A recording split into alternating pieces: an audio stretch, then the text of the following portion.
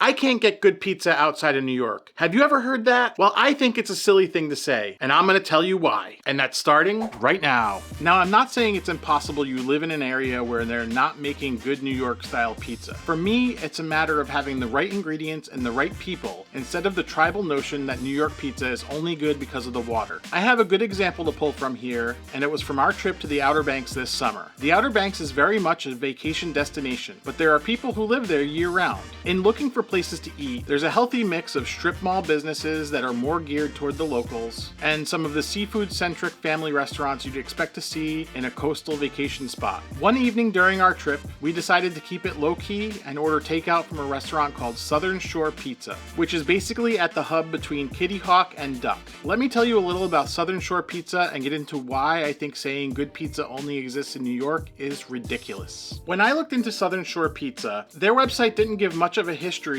except that they've been in business since 2015, and it was the second business for a family that owned Corolla Pizza. Digging into that place in particular, I couldn't tell you why their logo looks like it's straight out of Stranger Things, but they've been in business since 1989. I wanted to know where these people were from, but I couldn't readily find that information. Both menus are similar and very familiar for somebody who's from New York who also has family in the pizza business. We decided to keep it simple: a salad, some garlic knots, and just a large cheese pizza. Let's see how it tastes.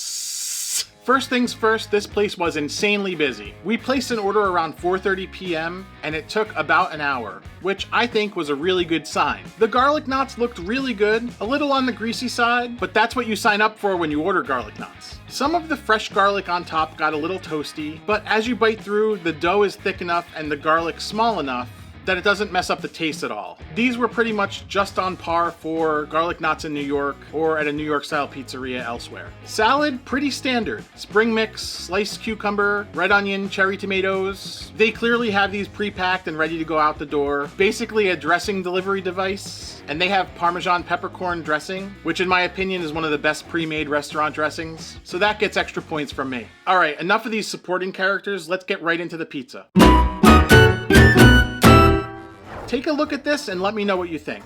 Looks a lot like a New York style pizza, right? The cheese has that spotty browning that's indicative of a mixture of whole milk and part skim mozzarella cheese. And that happens because the moisture content in that mozzarella is not uniform across the surface area of the pizza. So as the fat renders from the whole milk cheese, it helps to brown the proteins in the part skim cheese. Of course, we're getting into some science here, but that explains it probably in the simplest way. The sauce picks up that kind of reddish color around the rim, right next to the crust and the cheese, that's indicative of New York slice. That's the sauce that dries up a little bit during the bake, and it gets nice and sticky and sweet. And the one thing I have to say here is I noticed they had boxes of high quality tomato product that I'm familiar with from my time at my dad's store. The majority of New York pizzerias use the same exact product. And it's a good product, so that explains a lot. The other component in pizza is dough, which usually consists of flour, water, salt, and yeast. Professional kitchens might add some conditioners in there, and that's to help the dough develop properly and just make it easier to stretch and be more uniform. Of these ingredients, people have trouble explaining the differences between different pizzas in different areas, and they lean on the fact that the water is different in these areas, and you'll hear them say it's gotta be the water, right? I recently saw a video from Matt Pat and Food Theory that also was conducted in North Carolina, interestingly, where I think it clearly debunks this notion. As far as flavor, the one factor that people don't really consider is process. Making dough is very subjective.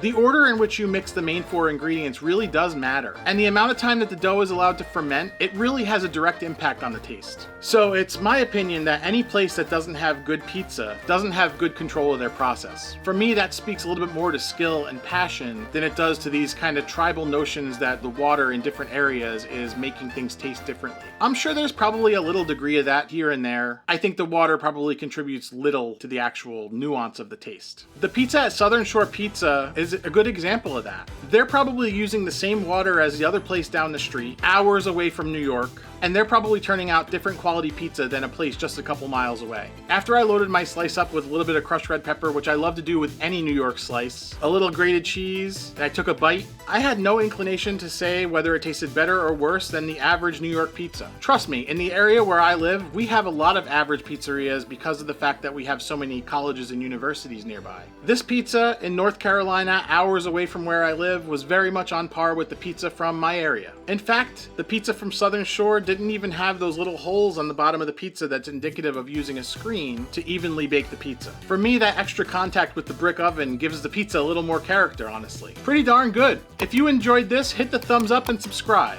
And click into this pizza playlist right here to check out more of my pizza adventures, including the cold cheese.